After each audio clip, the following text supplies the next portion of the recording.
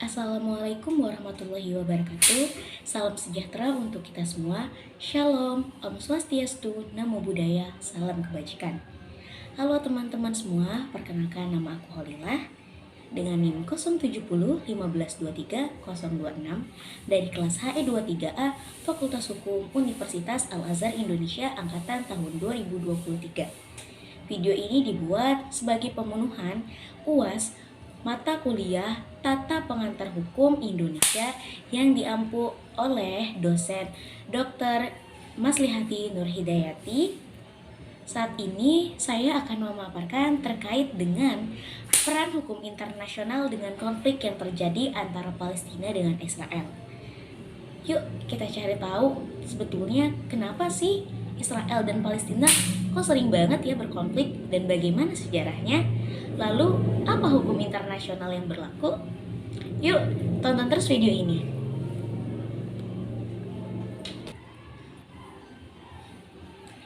Jadi di sini sebelumnya aku mau cerita dulu nih mengenai sejarah konflik antara Palestina dengan Israel.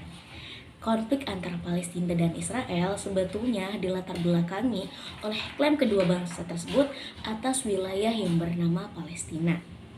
Penamaan Israel dan Palestina berasal dari dua bangsa yang masuk ke wilayah tersebut pada waktu yang bersamaan, yaitu pada abad ke-12. Kata Israel berasal dari bangsa Yunani yang menyebut dirinya mereka dari Bani Israel, yang mana mempercayai bahwa tanah tersebut telah diberikan kepada mereka oleh Tuhannya. Sedangkan kata Palestina berasal dari bangsa Philistines, yaitu masyarakat asli Yunani yang menetap di sekitar pantai Palestina bersamaan ketika Yahudi menguasai bukit-bukit di bagian dalam wilayah tersebut. Hampir 200 tahun kemudian, Yahudi bersatu dan mengalahkan Philistines dan masyarakat lain yang berada di Palestina. Tak lama setelah itu kerajaan Israel berdiri sekitar tahun 1000 sebelum Masehi. Ketika bangsa asing datang dan melakukan penjajahan terhadap Palestina, Yahudi diusir dan terpaksa mengungsi ke wilayah-wilayah lain seperti Eropa dan Mesopotamia. Menjelang Perang Dunia Pertama, Turki menyatakan diri beraliansi dengan Jerman. Inggris yang khawatir akan kekuatan aliansi ini memutuskan untuk meminta bantuan kepada Yahudi. Sebagai gantinya, Inggris membentuk deklarasi Balfour pada tanggal 2 November tahun 1917 yang menjanjikan kampung halaman untuk Yahudi di Palestina. Hal ini mendorong bangsa Yahudi dari berbagai belahan dunia datang ke tanah Palestina. Selama periode ini, imigrasi Yahudi meningkat dan ketegangan pun terjadi hingga menjadi awal terjadinya pemberontakan Arab pada tahun 1936 sampai 1939. Pada April tahun 1936, Komite Nasional Arab meminta warga Palestina melakukan pemogokan, membuat pembayaran pajak tertahan dan adanya boikot pada produk Yahudi. Semua dilakukan sebagai bentuk protes pada kolonialisme Inggris dan kedatangan bangsa Yahudi yang kian meningkat. Pemogokan massal terjadi selama 6 bulan.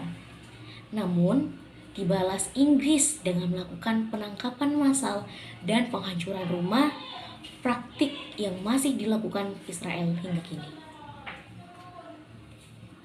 Pada tahun 1939, Inggris mengerahkan 30.000 tentara di Palestina dan mereka menjatuhkan bom melalui udara, memberlakukan jam malam, menghancurkan banyak rumah, penahanan administratif, dan pembunuhan massal.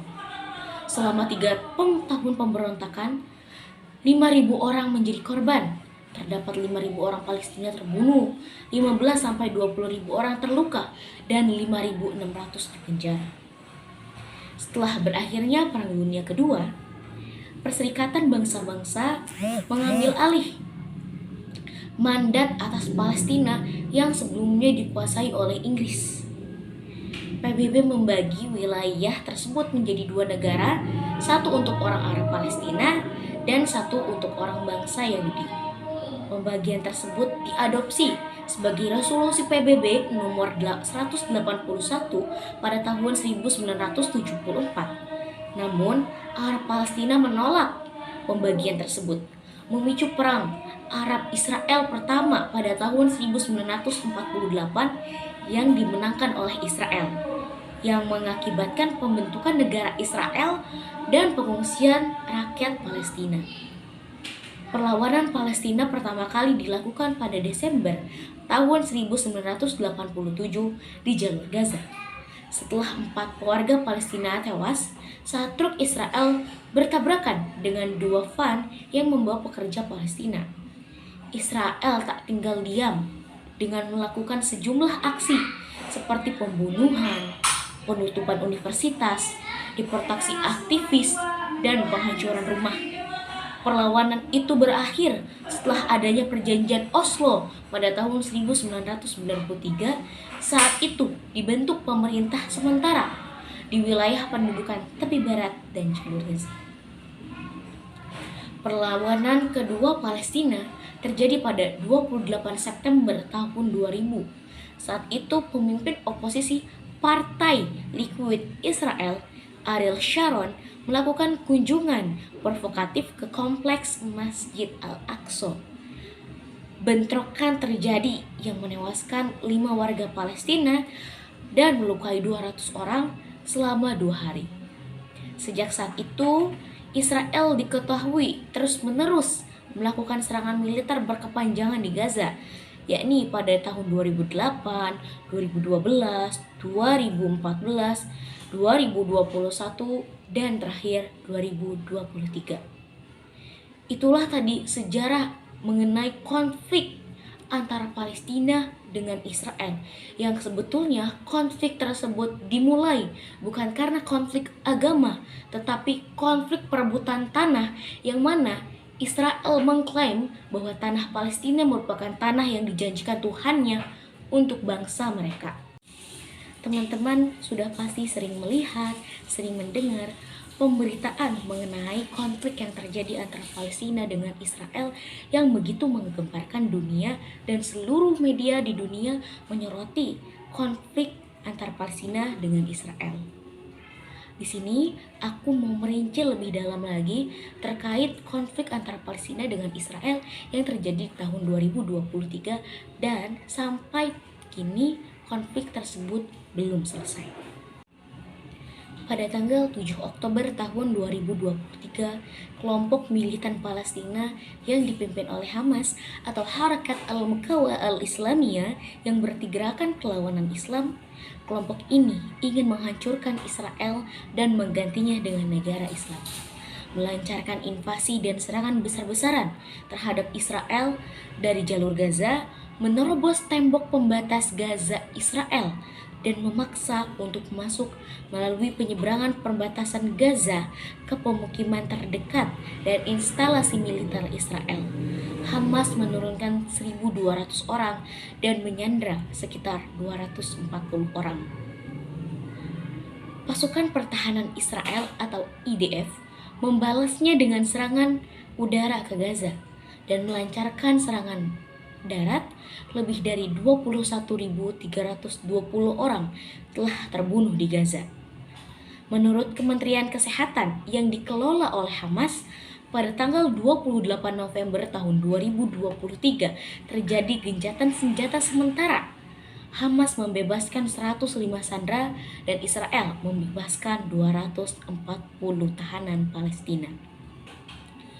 IDF mengatakan pihaknya telah mencapai lebih dari 22.000 sasaran, telah menghancurkan lebih dari 800 terowongan yang dibangun di bawah Gaza.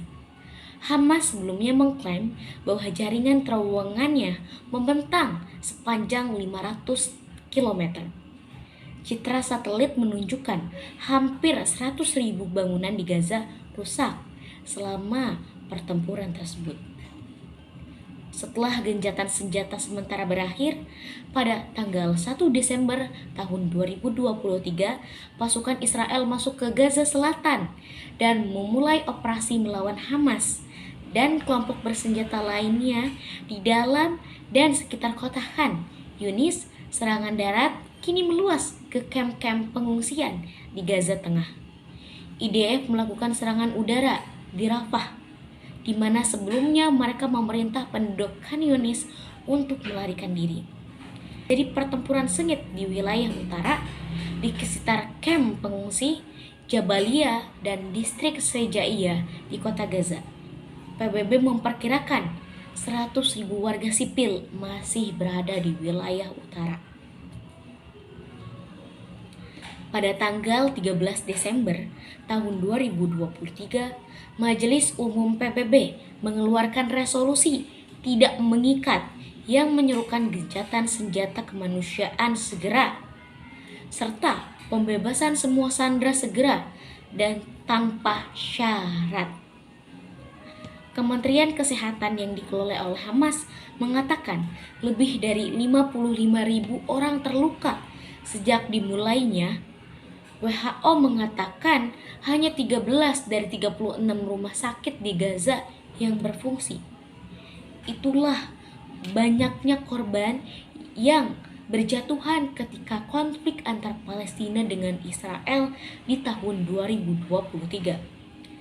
9 rumah sakit di wilayah selatan beroperasi dengan kapasitas 3 kali lipat. Sementara mereka menghadapi kekurangan pasokan dasar dan bahan bakar untuk generator. Banyak sekali anak bayi yang lahir ketika konflik antar Palestina dengan Israel dan mereka sangat membutuhkan inkubator. Tetapi karena pasokan listrik yang terbatas, akhirnya inkubator pun tidak dapat berfungsi. Hal ini juga yang menjadi kecaman kepada konflik antara Palestina dengan Israel, yang mana memakan korban anak-anak. Netanyahu mengakui bahwa Israel tidak berhasil dalam meminimalkan korban sipil, namun mengatakan Hamas telah mengakui warga sipil Gaza sebagai tameng manusia. PBB mengatakan 26% warga Gaza atau 576.600 orang telah kehabisan persediaan makanan dan terdapat 486 orang untuk setiap toilet di tempat penampungan di sana. Teman-teman, saat konflik antara Palestina dengan Israel di tahun 2023, Israel sangat membatasi truk-truk yang masuk ke Palestina, yang mana truk-truk tersebut berisi bantuan pangan, terutama dan juga obat-obatan bagi warga Palestina yang menjadi korban dalam konflik tersebut. Tetapi karena adanya pembatasan tersebut, akhirnya mereka pun harus menghemat makanan pokok yang akan mereka makan. Selain itu juga bayangkan 486 orang untuk setiap toilet, dan itu sangat tidak manusiawi. Terlebih sarana sanitasi merupakan sarana yang sangat dibutuhkan terutama bagi perempuan dan anak-anak.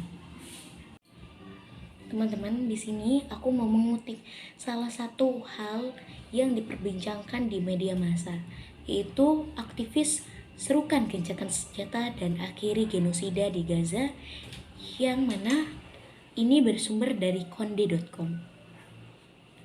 Hampir 10.000 orang Palestina yang tewas karena agresi Israel, dengan 2/3-nya adalah perempuan dan anak-anak dalam waktu 1 bulan.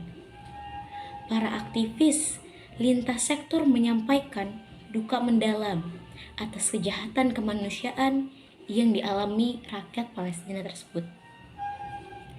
Aliansi yang berdiri dari buruh, PRT, perempuan, dan mahasiswa menyuarakan urgensi gencatan senjata dan penghentian pembantaian rakyat Palestina. Mereka menuntut Israel membuka akses kebutuhan dasar dan dukungan kemanusiaan bagi warga negara Palestina tanpa memandang suku, ras, agama, dan latar belakang lainnya. Di samping itu, mereka juga mendesak negara-negara yang mendukung pendudukan dan penjajahan untuk segera mengakui, mengikuti, dan menghormati resolusi PBB karena prinsip kemanusiaan. Mutiara Ika mengajak masyarakat dunia untuk menyuarakan perjuangan rakyat Palestina karena sejatinya genosida yang terjadi di Palestina bukan saja masalah kemanusiaan, tapi bentuk pelanggaran HAM yang paling ekstrim. Aktivis HAM dan demokrasi Komala Chandra Kirana turut bersuara soal ketidakmampuan institusi global governance kepemimpinan tingkat dunia termasuk PBB untuk menyelesaikan persoalan ini. Situasi ini menunjukkan sistem formal antara negara seperti PBB dalam kondisi lemah.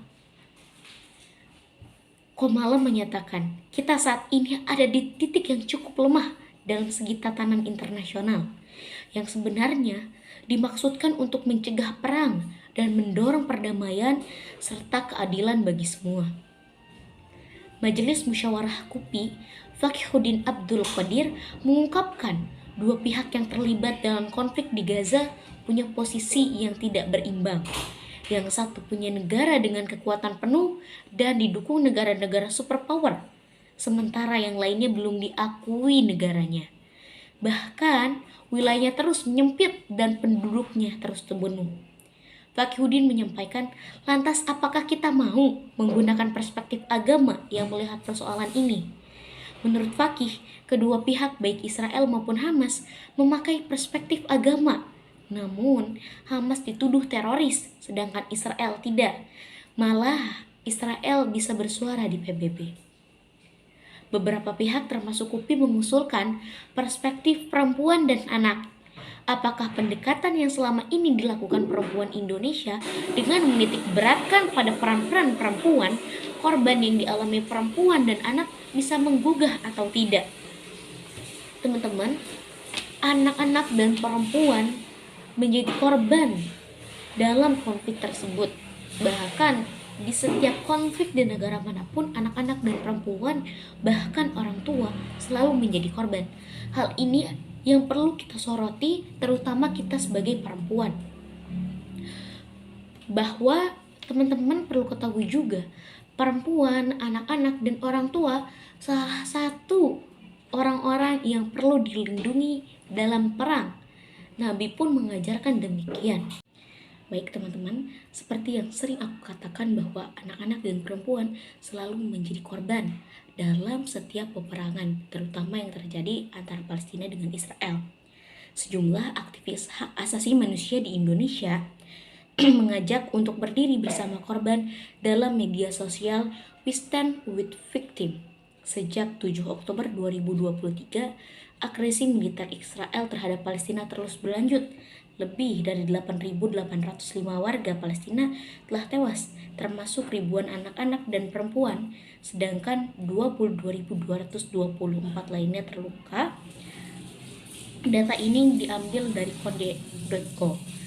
Banyak yang menyebut bahwa situasi antara Israel dan Palestina adalah penjajahan dan kolonialisme pemukim atau shelter colonialism. Salah satunya Intan Pramadita, penulis buku Sihir Perempuan, Ketimbangan berpartisipasi dalam Olimpiade Penindasan. Kita perlu memandang struktur kolonialisme sebagai sesuatu yang saling terkait secara transisional. Cuitan Intan melalui akun X pribadinya pada hari Rabu tanggal 1 Desember. Bagaimana dengan hak perempuan? Gempuran Israel secara khusus juga mempengaruhi pemenuhan hak seksual dan reproduksi perempuan. Dan tentu ini juga terjadi pada perempuan di Israel ketika Hamas menyerang Israel. Selain persoalan kehamilan dan persalinan yang mengkhawatirkan, perempuan Palestina juga menghadapi kesulitan saat menstruasi. Situasi lingkungan yang tidak mendukung membuat perempuan Palestina sampai mengonsumsi obat kontrasepsi dan penunda menstruasi seperti Northistoren. Melansir dari NHS, diketahui sejumlah perempuan yang mengkonsumsi Northistoren melaporkan berbagai efek samping seperti siklus menstruasi tidak teratur, perubahan kondisi payudara, mual, sakit kepala, serta gangguan mood dan hasrat seksual. Saya tahu efek samping negatifnya, tapi pil-pil ini tidak dapat lebih berbahaya ketimbang misil, kematian, dan kehancuran di sekitar kami, tutur Ruba Seif, seorang perempuan Palestina, seperti dilansir dari Al Jazeera. Feminis telah lama menyoroti kasus krisis menstruasi yang dialami perempuan di tengah konflik dan peperangan. Situasi yang dihadapi perempuan ini seringkali terabaikan dalam upaya bantuan kemanusiaan dan penanganan darurat. Aspek kekerasan berbasis gender juga merupakan bentuk penindasan lain yang dialami perempuan terkait isu menstruasi serta seksual dan reproduksi secara umum. Hal itu merupakan penindasan serius yang rawan terjadi di tengah situasi konflik di negara manapun. Jadi teman-teman, perempuan juga memiliki hak untuk menstruasi, hak untuk melahirkan, hak untuk hamil, dan itu semua seharusnya diberikan haknya secara penuh. Karena terutama menstruasi, melahirkan, dan kehamilan merupakan suatu kodrat yang diberikan Tuhan kepada manusia. Seperti yang sudah saya jelaskan di awal bahwa 285 toilet untuk setiap orang. Bayangkan jika perempuan yang sedang menstruasi harus menggunakan satu toilet bersamaan dengan 285 orang dalam situasi konflik yang mana ketegangan selalu muncul dan kita tidak pernah tahu kapan tempat kita akan dibom, kapan tempat kita akan didatangi para tentara-tentara Israel. Selain itu juga teman-teman, perlu kita ketahui bahwa mengkonsumsi obat-obatan tadi itu juga memiliki efek samping. Mungkin saat ini efek sampingnya belum terasa, tetapi kita tidak tahu 3-5 tahun kemudian efek samping apa yang akan timbul ketika perempuan terus menggunakan dan meminum obat-obatan tersebut. Jadi teman-teman, isu perempuan perlu kita angkat juga dalam kasus konflik antara Palestina dengan Israel. Selain itu, juga anak-anak, yang mana anak-anak ini sangat membutuhkan akses pendidikan. Tapi karena negaranya konflik, atau karena Israel dan Palestina ini konflik, mereka tidak bisa melanjutkan pendidikan. Kenapa? Karena bangunan-bangunan pendidikan di sana juga sudah diruntuhkan, teman-teman, sudah dibombardir. Yang mana hak untuk mendapatkan pendidikan yang layak bagi anak-anak di Palestina dan di Israel. Selain itu, teman-teman, anak-anak juga punya hak bermain. Hak bermain mereka juga terenggut. Karena di dalam situasi konflik seperti ini, seperti yang tadi, ketegangan selalu terjadi. Dan bahkan banyak sekali anak-anak yang berpisah dengan orang tuanya, ataupun orang tua yang berpisah dengan anaknya.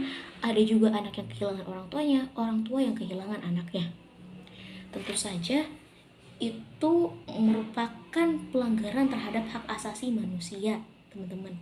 Jadi konflik ini perlu kita kawal dan perlu kita bantu untuk menyelesaikannya. Lantas, bagaimana hukum internasional memandang konflik tersebut? Mari kita bahas di video selanjutnya.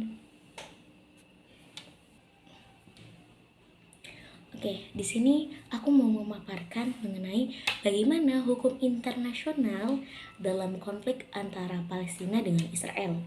Hukum internasional atau International Humanitarian Law adalah istilah baru dari hukum perang atau Law of War. Hukum ini berasal dari satu cabang dari hukum internasional publik yang membatasi penggunaan kekerasan dalam sengketa ataupun permusuhan bersenjata. dalam law of war terdesak oleh suatu usaha yang lebih penting, yaitu untuk melindungi orang atau penduduk sipil, terutama perempuan dan anak, dari kekejaman perang. Pada penyusunan konsepsi-konsepsi berikutnya, asas prikemanusiaan mempunyai pengaruh yang sangat besar. Hal ini tergambar dalam hukum internasional. Secara eksplisit digambarkan bahwa arti dalam hukum internasional adalah perangkat ketentuan-ketentuan internasional yang melindungi para korban pertikaian bersenjata dan mencegah konflik bersenjata itu sendiri agar tidak menggunakan cara dan metode perang yang membabi buta. Ketentuan-ketentuan tersebut mengatur agar penyerangan ditujukan hanya terhadap objek-objek militer dan tidak terhadap objek-objek sipil. Salah satu asas yang menjadi landasan utama hukum internasional adalah pembagian penduduk suatu negara yang sedang berperang, yaitu kombatan dan penduduk sipil. Perempuan dan anak termasuk ke dalam kategori penduduk sipil, tetapi perempuan yang tergabung dalam kesatuan angkatan perang dan dipersenjatai tetap masuk ke dalam kategori kombatan. Aspek yuridis dalam aturan ini adalah bahwa penduduk sipil atau semua orang selain kombatan tidak boleh dijadikan objek kekerasan dan harus dilindungi dari segala kaitannya dengan peperangan. Sedangkan kombatan atau anggota perang adalah orang yang terlibat langsung dalam peperangan dan dapat dijadikan objek kekerasan ketika berperang, tetapi tetap harus dilindungi ketika menjadi tawanan perang. Ciri-ciri kombatan dan penduduk sipil dapat dilihat dari aspek-aspek pembeda yang digunakan untuk menetapkan hak dan kewajiban pihak-pihak dalam suatu pertikaian, sehingga tujuan pengaturan hukum internasional dapat tercapai, yaitu memanusiakan perang sebagai salah satu bentuk kebudayaan manusia yang beradab. Dari beberapa pembedaan tersebut, prinsip perlindungan memiliki fungsi yang sangat penting terhadap penduduk sipil. Masuk ke dalam kategori perlindungan sipil ini adalah wilayah-wilayah sipil. Artinya, hukum humaniter mengatur tentang daerah-daerah yang tidak boleh diserang. Tempat-tempat umum yang sangat penting untuk warga sipil seperti sumber air minum, sumber listrik, sekolah, pasar, rumah sakit, dan tempat peribadatan merupakan tempat yang harus dilindungi. Karenanya, bila tempat ini diserang, maka dipastikan yang paling menderita adalah perempuan dan anak-anak. Terdapat asas pelaksanaan perlindungan dalam perlindungan penduduk sipil ketika berperang. Yang pertama, pihak yang bersengketa harus membedakan antara kombatan dengan penduduk sipil guna menyelamatkan penduduk sipil dan objek-objek sipil. Yang kedua, penduduk sipil, demikian pula orang sipil secara perorangan tidak boleh dijadikan objek. Yang ketiga, tindakan maupun ancaman kekerasan yang tujuannya untuk menyebarkan teror terhadap penduduk sipil itu dilarang. Yang keempat, pihak yang bersengketa harus mengambil segala langkah pencegahan yang memungkinkan untuk menyelamatkan penduduk sipil atau setidak-tidaknya untuk menemukan kerugian dan kerusakan yang tidak disengaja. Yang kelima, hanya anggota angkatan bersenjata yang berhak menyerang dan menahan musuh. Perlindungan terhadap penduduk sipil ini diatur secara rinci dalam Konvensi Jenewa ke-6 yang dikenal dengan perlindungan umum karena mengatur perlindungan terhadap penduduk sipil secara menyeluruh, dan dalam protokol tambahan pada tahun 1977 khususnya dalam bagian ke-6. Dalam bagian ini diatur perlindungan umum, bantuan terhadap penduduk sipil, dan perlakuan terhadap penduduk sipil yang berada di dalam kekuasaan pihak yang bersengketa. Majelis Umum PBB nomor 2444 menyetujui resolusi dari Konferensi Palmera Internasional atau ICRC yang ke-12 di Wina yang mencantumkan 3 prinsip dasar tentang kegiatan dalam perang. Pertama, hak dari pihak yang berperang untuk menentukan cara melukai lawan.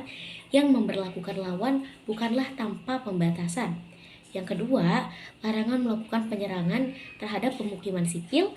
Yang ketiga, pembedaan antara orang yang ikut berperang dengan penduduk sipil. Dengan menetapkan resolusi 2444,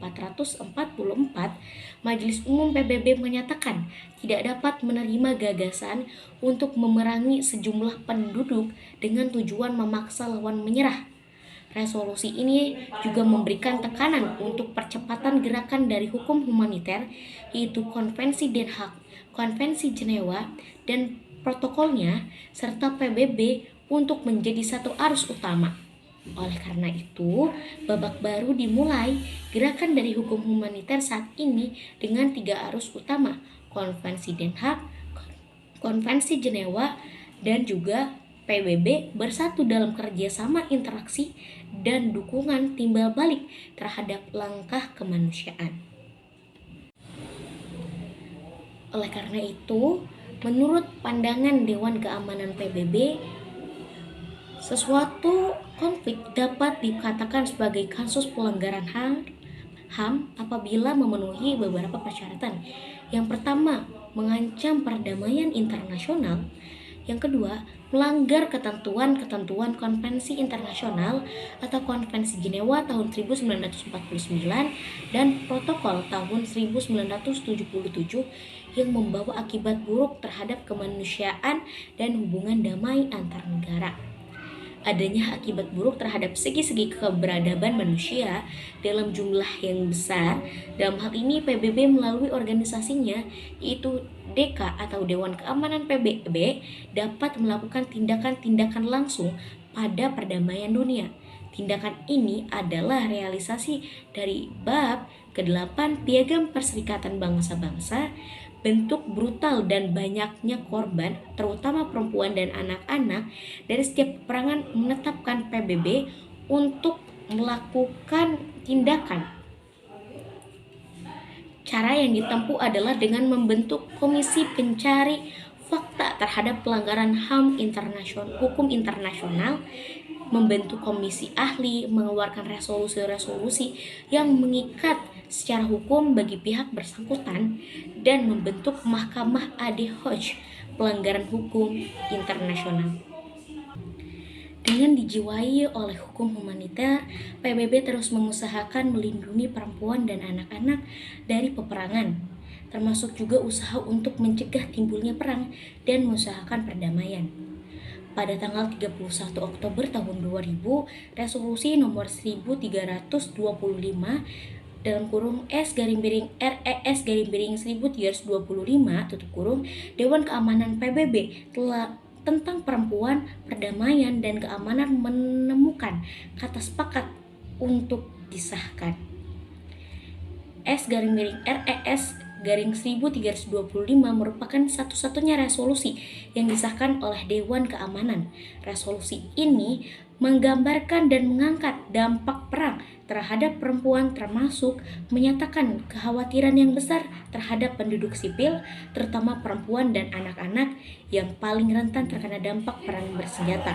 Resolusi ini juga menegaskan bagaimana perempuan dapat memberikan kontribusi dalam menyelesaikan konflik dan menegakkan perdamaian yang berkelanjutan. Pentingnya kesetaraan dalam berpartisipasi dan keterlibatan penuh mereka dalam segenap usaha yang dilakukan akan menjaga dan mendorong perdamaian dan keamanan. Itulah yang menjadi dasar bahwa anak-anak dan perempuan harus dilindungi dalam setiap peperangan. Dalam Islam pun, Nabi mengatakan bahwa anak-anak, perempuan, dan juga orang tua seharusnya dilindungi dalam setiap peperangan, karena mereka adalah orang-orang yang rentan menjadi korban dari kekerasan. Nah, tadi kan aku udah jelasin nih kenapa perempuan dan anak-anak menjadi hal yang perlu dilindungi dalam setiap peperangan. Nah, sekarang ini aku mau jelasin lagi bagaimana hukum internasional kemudian memandang konflik yang terjadi antara Palestina dengan Israel gitu. Oke teman-teman, sebelum kita membahas lebih jauh terkait pandangan hukum internasional terkait dengan yang terjadi konflik antara Palestina dengan Israel. Di sini aku juga mau jelasin dulu terkait dengan hukum internasional. Nah, jadi hukum internasional adalah seperangkat aturan, norma, dan standar yang secara umum diakui mengikat antar negara. Perjanjian ini menetapkan pedoman normatif dan kerangka konseptual umum bagi negara-negara di berbagai bidang, termasuk perang dan diplomasi, hubungan ekonomi, dan hak asasi manusia. Nah, setelah itu kita juga perlu tahu nih sejarah dari perkembangan hukum internasional. Yang pertama itu ada masa klasik, yang kedua ada masa pertengahan, yang ketiga ada masa internasional Islam, yang keempat ada masa internasional modern, yang kelima ada hukum internasional dalam sistem baru, yang keenam ada menuju tata pemerintahan global. Di sini bakal aku jelasin satu-satu ya. Nah, yang pertama itu masa klasik. Nah, pada periode ini disebut sebagai periode kuno karena kaidah-kaidah yang mengatur hubungan antar masyarakat internasional berupa adat istiadat. Nah, traktat, kekebalan duta besar, peraturan perang ditemukan sebelum lahirnya agama Kristen di India dan Mesir kuno. Yang kedua, itu pada pertengahan hukum internasional kurang mengalami pada abad pertengahan, hukum internasional mengalami kemunduran karena perang keagamaan secara berlebihan hingga disebut sebagai masa kegelapan. Karena perkembangan hukum internasional dapat ditemukan di daerah-daerah yang berbeda di luar jangkauan kekuasaan Gereja Roma. Perjanjian-perjanjian pada zaman ini mencerminkan pengaturan mengenai peperangan meliputi perdamaian, gencatan senjata, dan persekutuan-persekutuan pada akhir masa pertengahan. Hukum internasional digunakan dalam berbagai macam isu politik, pertahanan, dan militer. Ketiga, hukum internasional Islam. Hukum internasional modern tidak murni sebagai warisan dari Eropa. Peradaban Islam memberikan pengaruh tentunya terhadap perkembangan sistem hukum internasional, seperti Islam menempatkan kehormatan dan martabat manusia sebagai seorang khalifah atau pemimpin di muka bumi ini, yang mana disebut juga sebagai wakil Tuhan. Selain itu juga prinsip kerjasama kemanusiaan yang sangat dijunjung tinggi dalam Islam juga diterapkan dalam hukum internasional. Selain itu, toleransi. Islam sangat mengenal yang namanya toleransi antar umat beragama dan budaya. Tentunya toleransi dalam Islam dijelaskan di dalam Quran Surah Al-Kafirun. Selain itu, adanya kemerdekaan.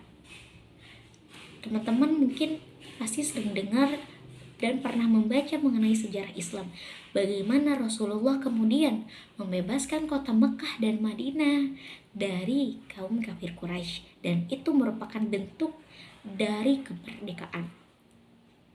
Yang keempat itu hukum internasional modern. Nah, hukum internasional merupakan hukum antar negara, bukanlah hukum yang di atas negara. Yang kelima, hukum internasional dalam sistem baru.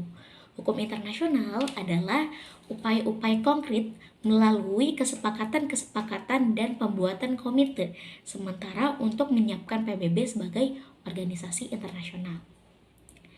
Nah, selanjutnya yang terakhir itu hukum internasional menuju tatanan pemerintahan global. Nah, PBB telah berdiri nih saat menuju tatanan pemerintahan global dan menjalankan tugasnya setelah perang untuk menciptakan kondisi damai dan saling menghormati yang timbul akibat perjanjian dan terpeliharanya sumber hukum internasional lainnya.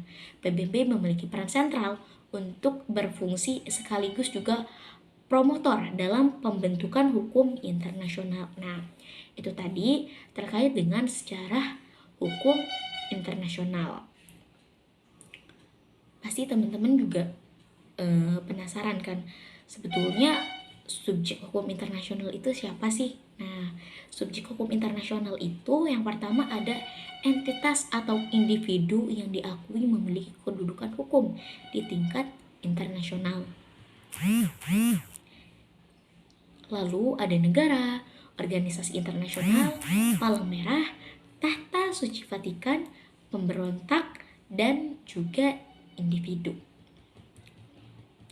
Lalu bagaimana sih asas-asas hukum internasional? Nah, yang pertama itu adalah asas teritorial, yang mana asas ini menetapkan bahwa sebuah negara berwenang melaksanakan hukum di wilayah sendiri. Ini berarti semua orang dan barang di wilayah negara tersebut tunduk pada hukum nasional. Namun, hukum internasional berlaku untuk entitas di luar wilayah negara tersebut.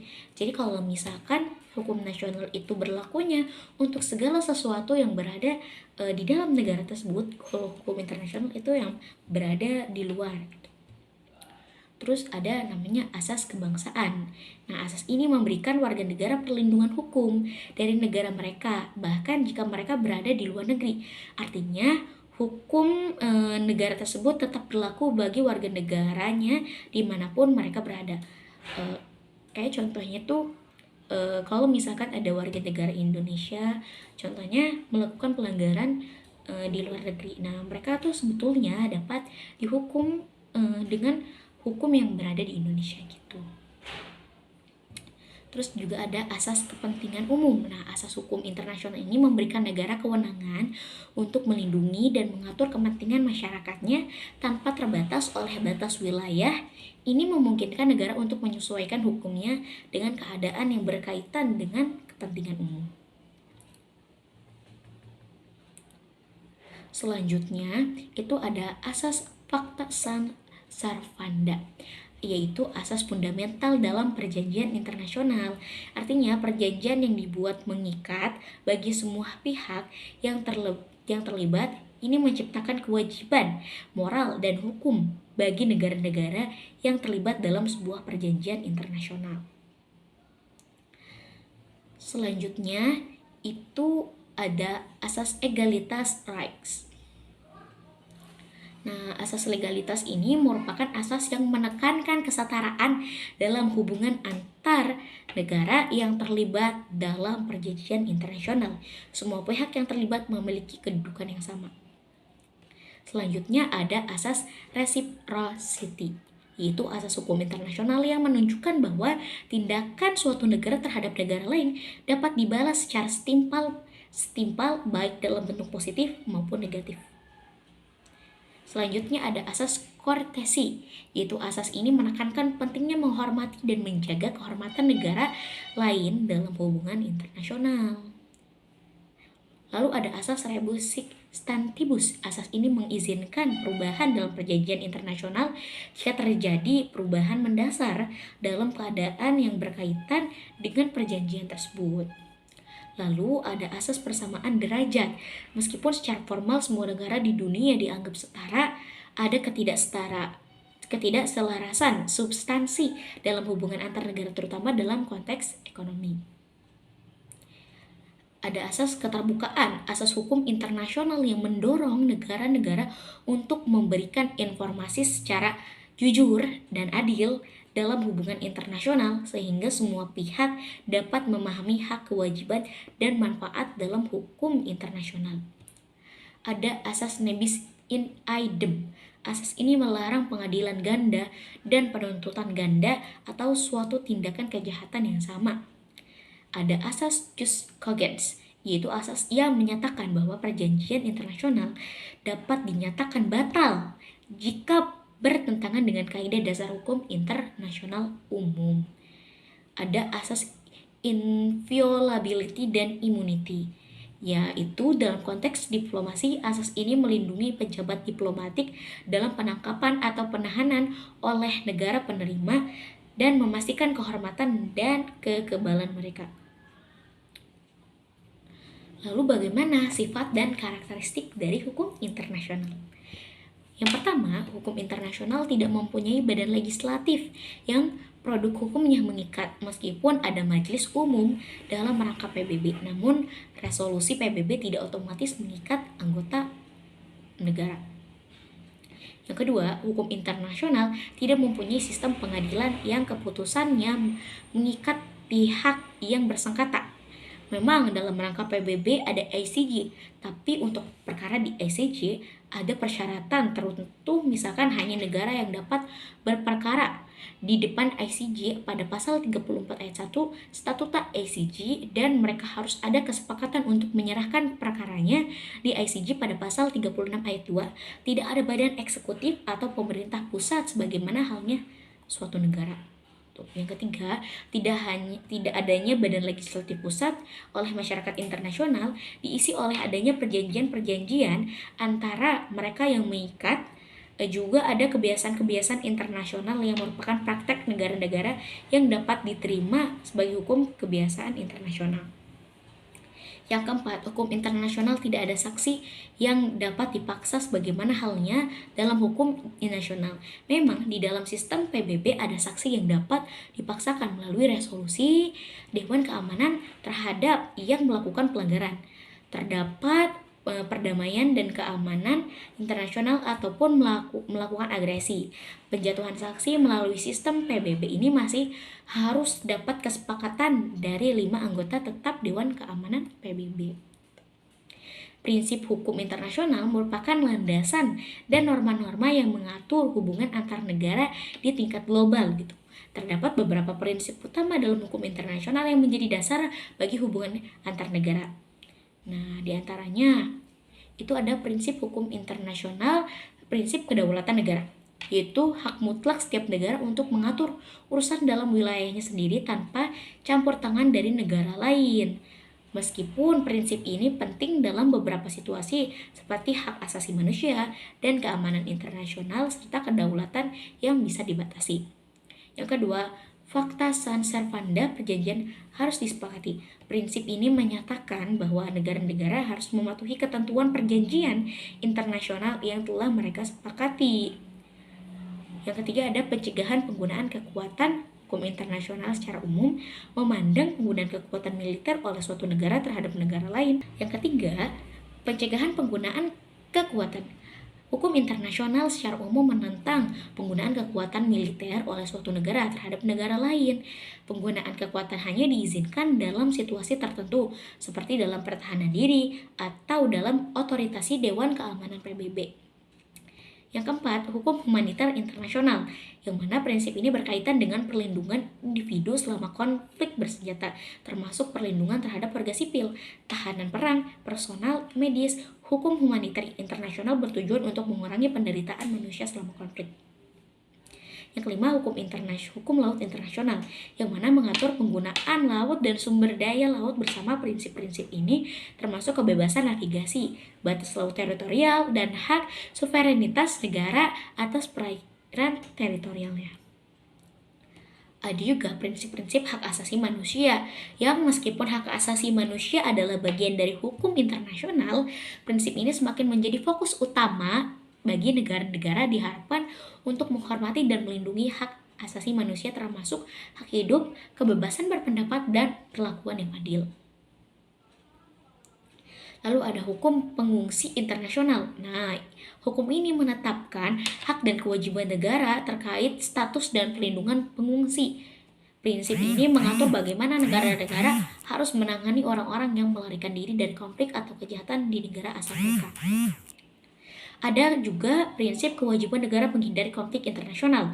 Negara diharapkan untuk bekerja sama dengan menghindari konflik internasional. Nah, prinsip ini sebetulnya upaya untuk jalan damai atas sengketa dan penggunaan mekanisme diplomatik untuk menyelesaikan ketidaksetujuan. Nah, prinsip-prinsip ini membentuk dasar hukum internasional dan berfungsi sebagai panduan untuk negara-negara dapat berperilaku di tingkat internasional. Perkembangan dalam hukum internasional terus berlangsung seiring dengan perubahan dinamika global. Terus, dari mana aja sih sumber hukum internasional? Yuk kita cari tahu. Sumber-sumber hukum internasional.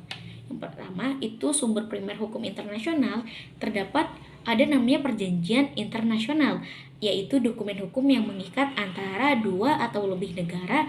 Perjanjian ini dapat memiliki berbagai nama seperti konvensi, fakta, fakta, protokol, atau piagam. Yang kedua ada kebiasaan internasional atau customary international law.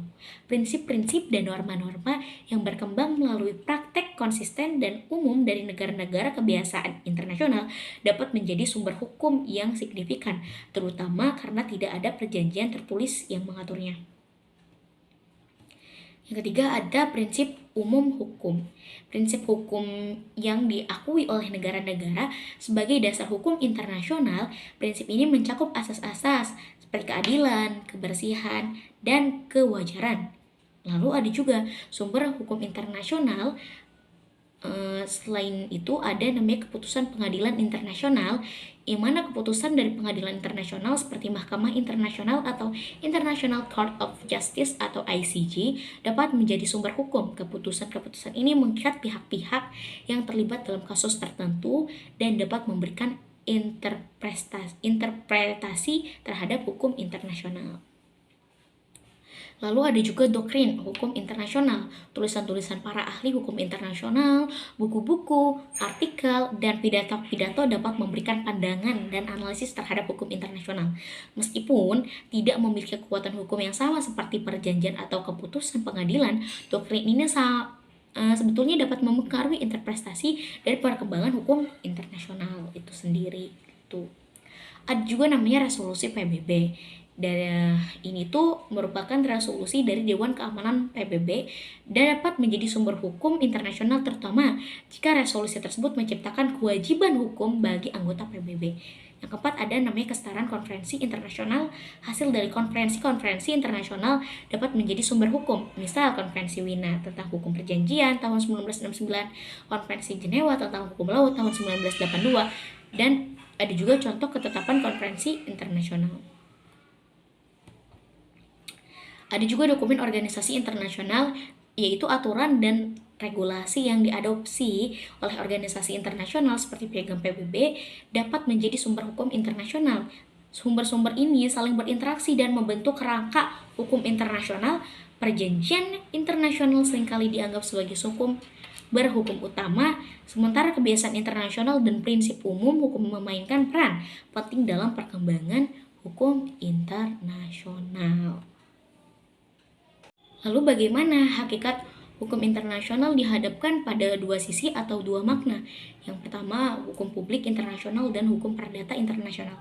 Hukum publik internasional adalah keseluruhan kaidah-kaidah dan asas-asas hukum yang mengatur hubungan atau persoalan yang melintasi batas negara yang bukan bersifat perdata. Sedangkan hukum perdata internasional adalah keseluruhan kaidah dan asas hukum yang mengatur hubungan perdata antara pelaku hukum yang masing-masing tunduk pada hukum perdata yang berbeda itu.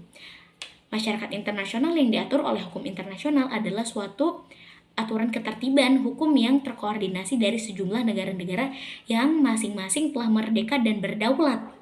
Sehingga berbeda halnya dengan tertib hukum nasional yang bersifat subordinasi. Dalam tertib hukum koordinasi hukum internasional tidak terdapat lembaga-lembaga yang disangkut pautkan dengan hukum dan pelaksanaannya. Yang pertama itu ada hukum internasional, tidak terdapat kekuasaan eksekutif, juga tidak ada lembaga legislatif, tidak ada lembaga kehakiman, tidak ada lembaga kepolisian, dan lembaga-lembaga ini tuh adalah lembaga-lembaga yang sebetulnya diperlukan guna untuk memaksa berlakunya suatu ketentuan. Nah, biasanya kalau misalkan ada eksekutif, legislatif, yudikatif, itu merupakan sesuatu hal yang adanya di hukum nasional gitu. Kalau di hukum internasional itu tidak ada namanya badan-badan tersebut. Itu tadi pemaparan terkait dengan hukum internasional. Nah, selanjutnya aku juga mau kasih tahu terkait dengan kabar terbaru dan perkembangan dari hukum internasional memandang kasus atau konflik yang terjadi antara Palestina dengan Israel dengan tonton video berikut ini. Nah, Majelis Umum PBB ini sebenarnya sudah mengambil alih kan sebetulnya sengketa yang sudah aku jelaskan bahwa konflik Palestina dan Israel mulainya itu karena sengketa tanah gitu, dan mengeluarkan resolusi Majelis Umum PBB nomor A/RES/181 nomor 2 dan Partition Plan pada tanggal 29 November 1947 atau dalam kurung resolusi MU PBB 181. Rencana ini ditolak oleh komunitas Arab dan negara-negara Arab yang pada akhirnya pada tahun 1948 komunitas Yahudi memproklamasikan berdirinya negara Israel dan mulai mengokupasi secara perlahan-lahan wilayah Palestina. Gagalnya inisiatif PBB tersebut melahirkan kevakuman kekuasaan di Palestina dan berdirinya negara Israel yang akhirnya memicu perang dengan negara-negara tetangga pada tahun 1948.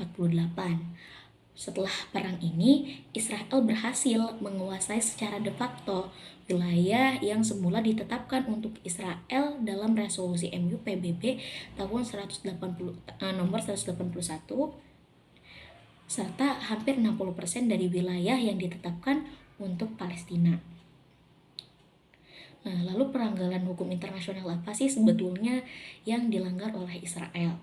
Nah, sebelum lebih jauh ke sana, di sini aku mau bahas dulu terkait dengan norma hukum internasional yang berlaku sejak Perang Dunia Kedua yang relevan dengan sengketa atau konflik yang terjadi Palestina dengan Israel.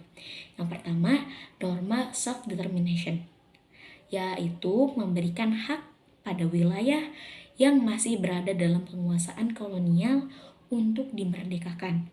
Yang kedua, norma Utimophilous Juris, yaitu batas-batas wilayah yang dimerdekakan itu harus identik dengan batas wilayah kolonial.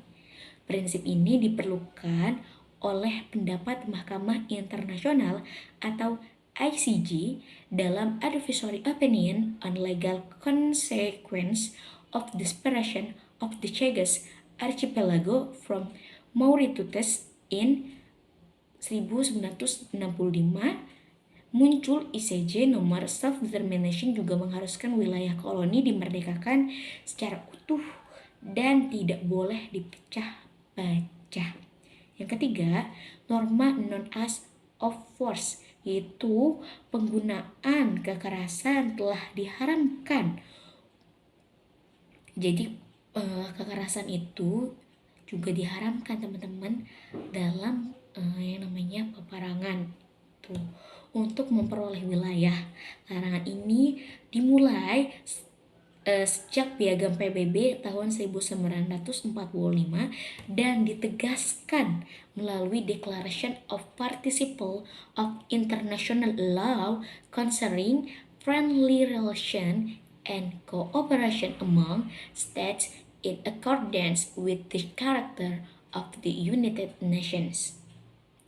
Selanjutnya, norma-norma tersebut diimplementasikan melalui berbagai resolusi PBB dan perjanjian-perjanjian internasional seperti Oslo Accords tahun 1993 di mana Israel mengakui kekuasaan Palestina atas wilayah Gaza dan West Bank. Berdasarkan norma-norma tersebut, maka penguasaan oleh Israel atas wilayah Palestina mulai sejak awal sampai saat ini adalah pelanggaran hukum internasional dan pengingkaran terhadap the right of self-determination dari rakyat Palestina atas wilayah yang diokupasi atau occupied Palestinian Territory. Nah, Israel dalam konteks ini adalah pihak yang mengokupasi. Status pelanggaran hukum ini tercermin pertama pada putusan ICJ dalam Advisory Opinion on Legal Consequence of the Construction of a Wall in the Occupied Palestinian Territory yang menyatakan bahwa Israel telah melanggar hak atas self-determination Palestina yang telah melakukan de facto annexation atau aneksasi melalui pembangunan tembok di Occupied Palestinian Territory.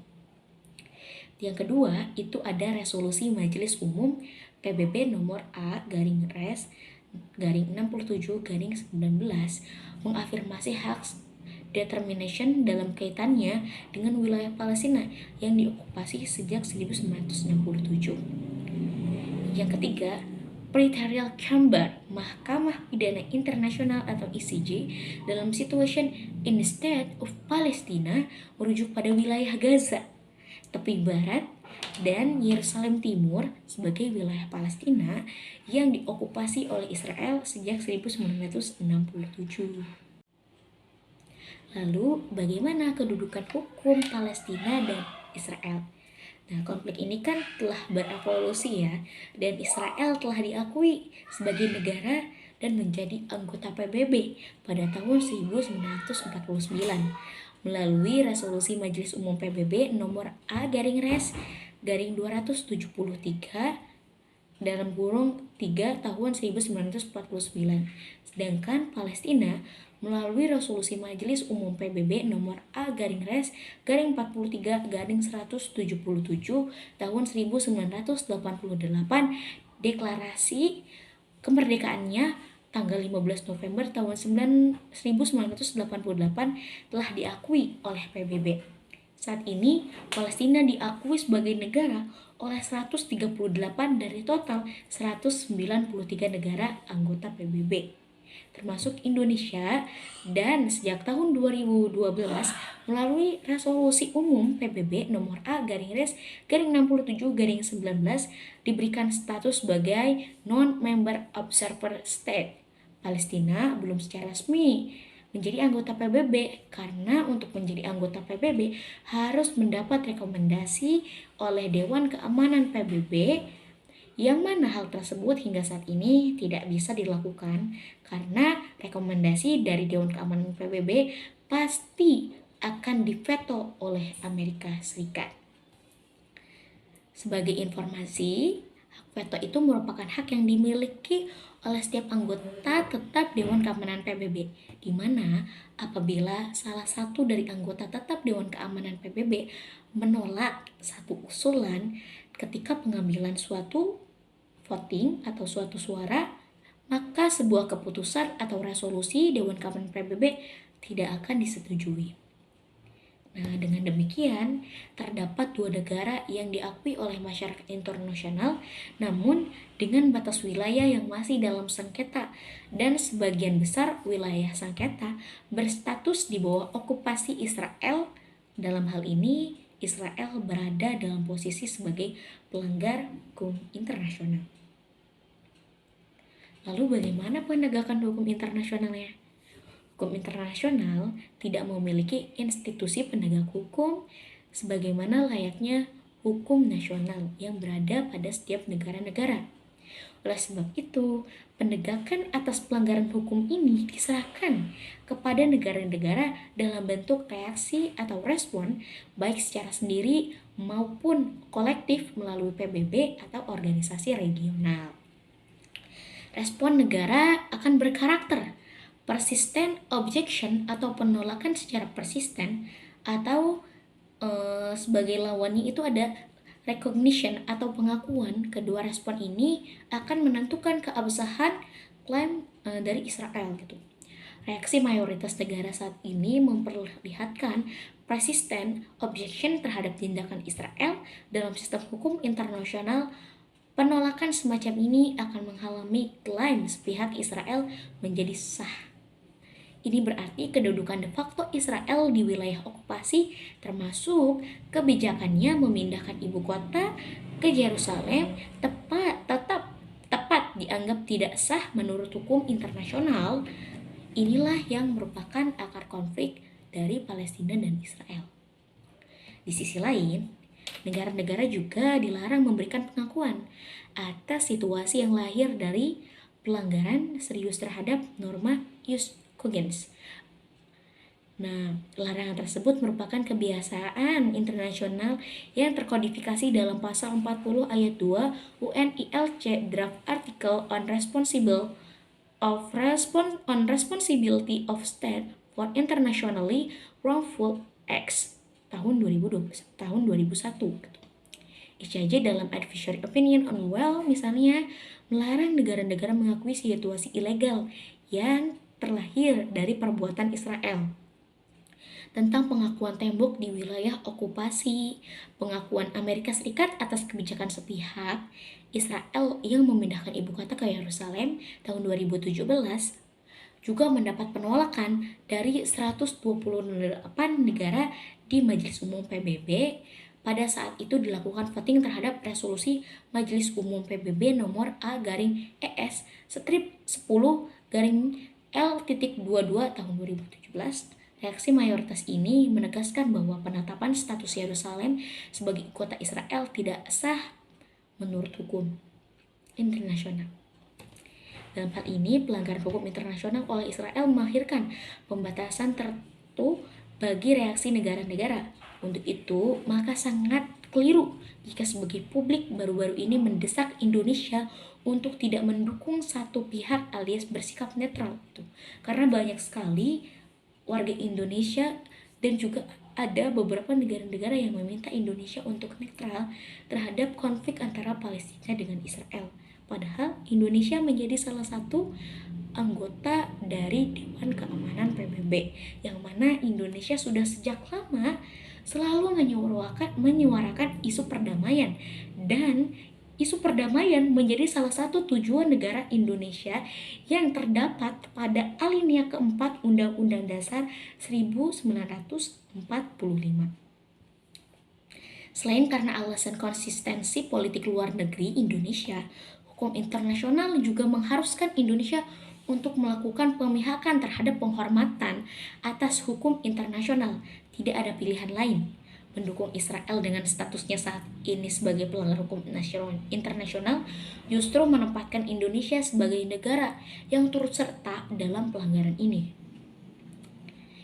Jadi menurut saya pribadi, Indonesia sudah tepat dengan beradanya Indonesia memihak pada pihak Palestina, karena ini merupakan bagian dari tujuan negara kita, yang mana tujuan negara perlu kita junjung tinggi, kita laksanakan, kita lestarikan.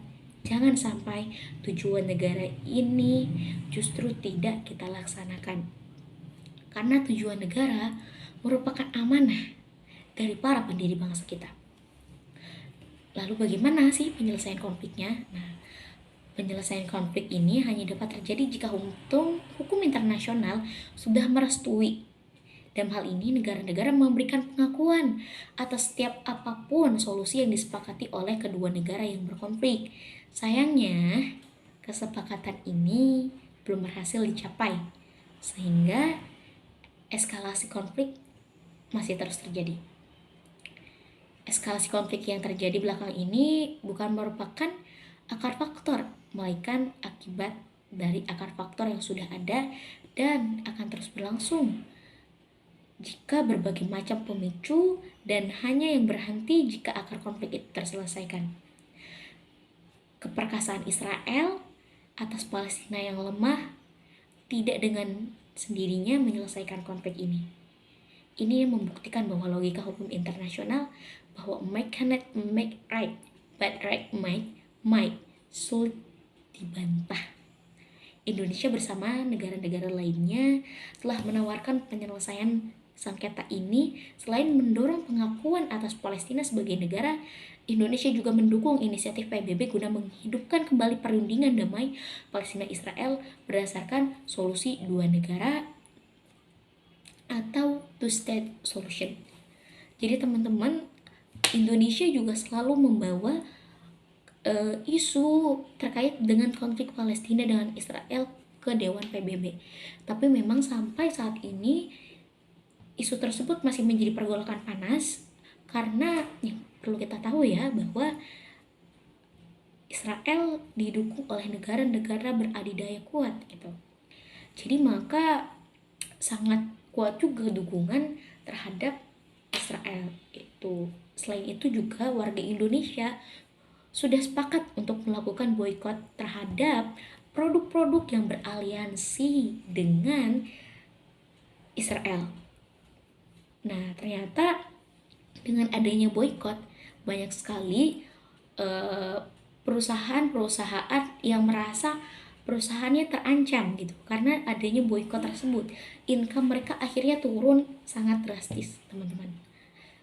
Tapi menurut salah satu dosen Fakultas Hukum Universitas Al-Azhar Indonesia, Bapak Dr. Fakih Fuad menyatakan bahwa dengan melakukan boykot merupakan salah satu cara untuk menghentikan konflik antara Palestina dengan Israel.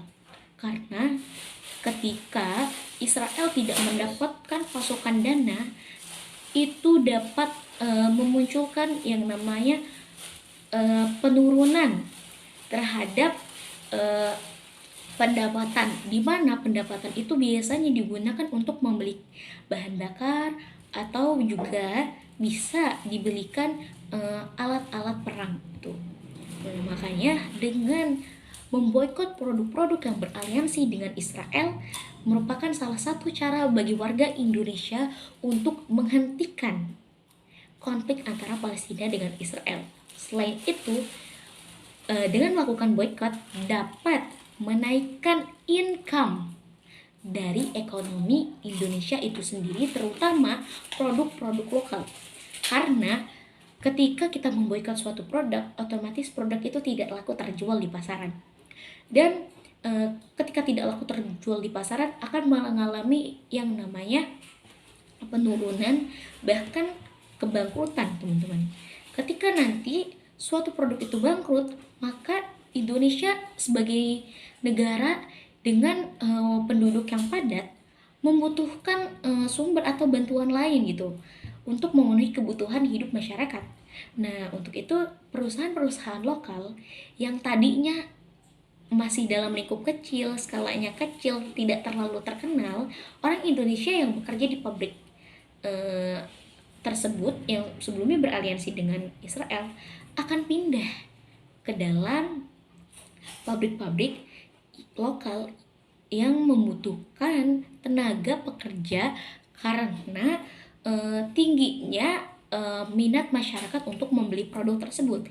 Selain untuk membuka peluang kerja, dapat juga membuka peluang ide usaha baru yang mana dapat memunculkan produk-produk baru yang terbuat dari Indonesia.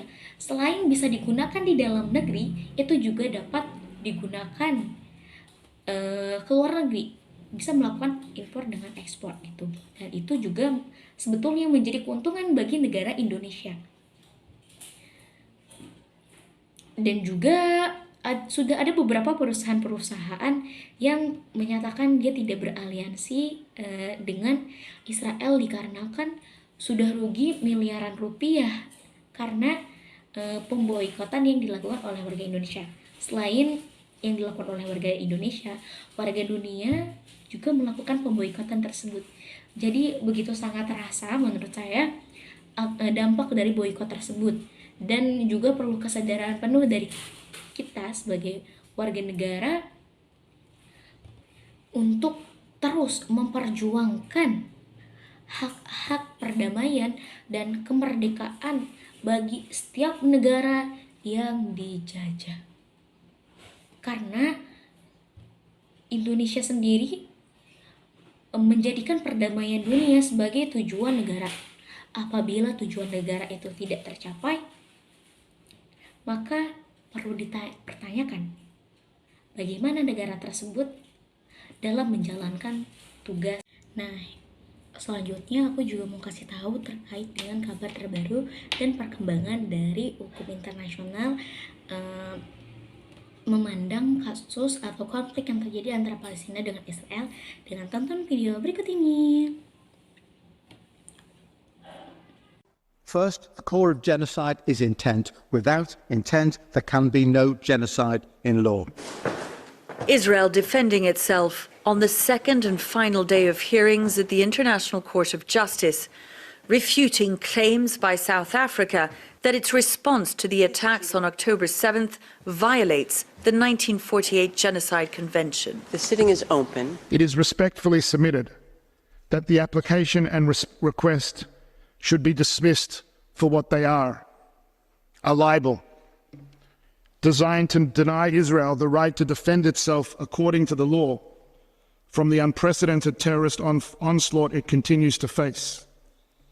and to free the 136 hostages Hamas still holds.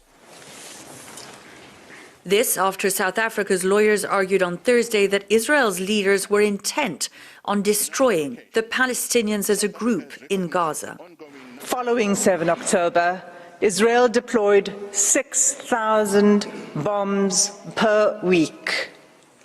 At least 200 times it has deployed 2,000-pound bombs in southern areas of Palestine designated as safe. On Friday, Israel pushed back. The Genocide Convention was not designed to address the brutal impact of intensive hostilities on the civilian population. The Convention was set apart to address a malevolent crime of the most exceptional severity. Israel's lawyers also arguing that genocidal acts were committed by Hamas on October 7th, when more than 1,200 Israelis were killed. That if there have been acts that may be characterized as genocidal, then they have been perpetrated against Israel. Outside the court, the public's divisions and frustrations on clear display. I'm waiting to see evidence of things they said, because I think there's a lot of things that, a lot of information that is misleading and that is not really accurate. And so I'm waiting to see the evidence that they're about to bring forth. Nearby, pro-Israel supporters had laid a table for Shabbat with places set for hostages still inside Gaza. On October 7th, Israel was under attack. People were killed, murdered, butchered, raped, burned alive. And today, we are the ones who are supposed to give explanations? It's unbelievable.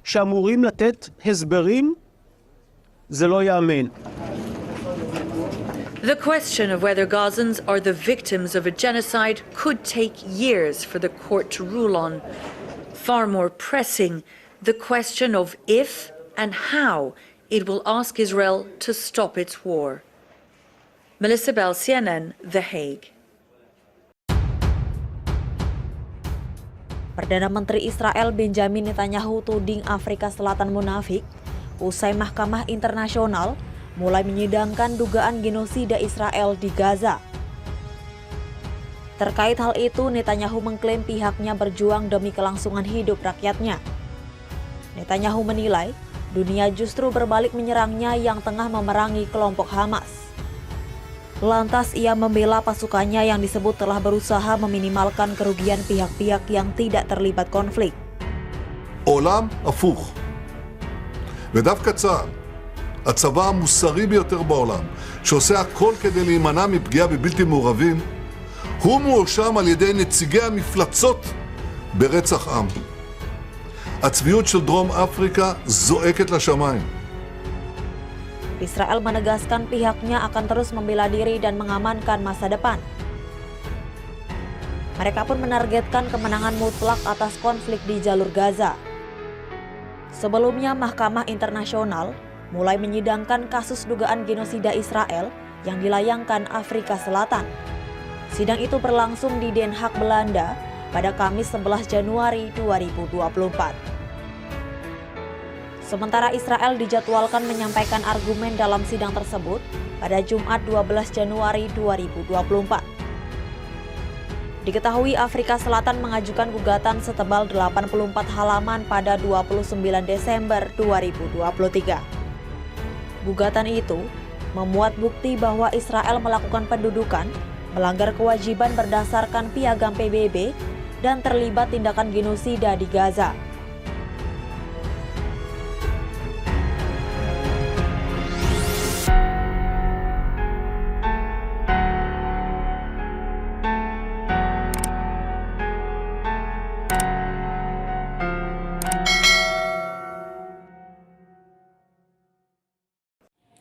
Itu tadi pemaparan aku terkait dengan bagaimana hukum internasional memandang konflik yang terjadi antara Palestina dengan Israel.